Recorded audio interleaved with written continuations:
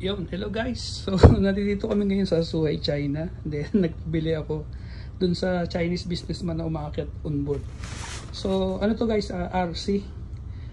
Backhoe RC siya. Okay, so buksan ko lang. Yeah. So, yan siya guys. Nakahalaga to pag binili nyo online ng $265 US. Ito guys, yan. Pero dito sa China, nabili ko siya ng $105 lang. So mas mura, no? Kasi syempre, walang shipping dahil bibigpitin ko talaga ito pa uwi. Yan. So buksan natin siya. So by the way guys, pina-check ko na kasi ito, no? Sa ano, kaya bukas na siya. Para sabi ko bago dalhin dito sa barko is make sure na gumagana talaga.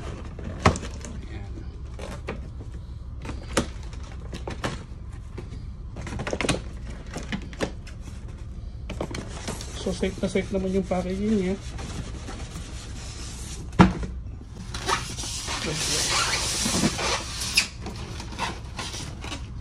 Yeah.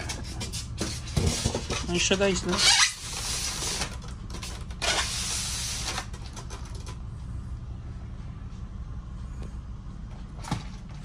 Maganda yung quality niya.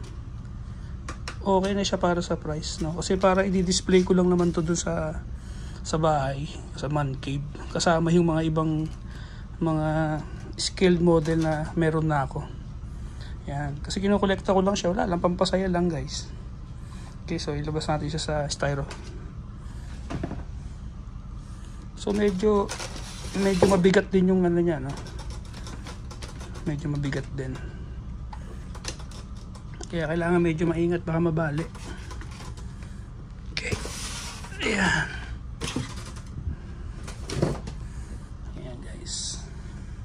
So yung ano nito, scale nito is 1:14. 1:14 siya. So ganyan siya. So yung power button niya nandito lang sa ilalim. Nalagyan ko na siya ng battery. Yan, so makikita niyo na ilaw na siya. Then yung sa remote naman ganun din. Yan. May sound effect pa yan guys. Off natin yung sound effect. Yan.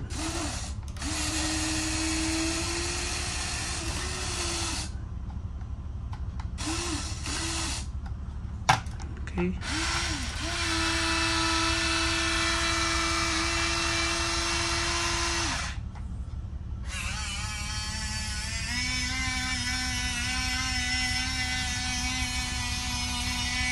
Kaya niya mag 360.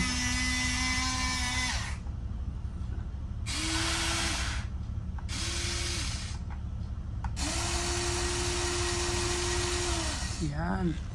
So ito metal. Tapos ito, ano siya, hard plastic na. Yan. So ito, mga wire lang. Para to simulate yung mga hydraulic hoses. Okay siya guys, maganda. Tapos dito yung lagayan ng battery. Tapos yung truck niya rubber. Ito. Rubber siya. Tapos ito, simulation lang yan, hindi siya hydraulic. Okay, so motor lang to, design lang. Yan, wala talaga siyang ano. Yan, okay siya. Ganda siya guys. Ayos.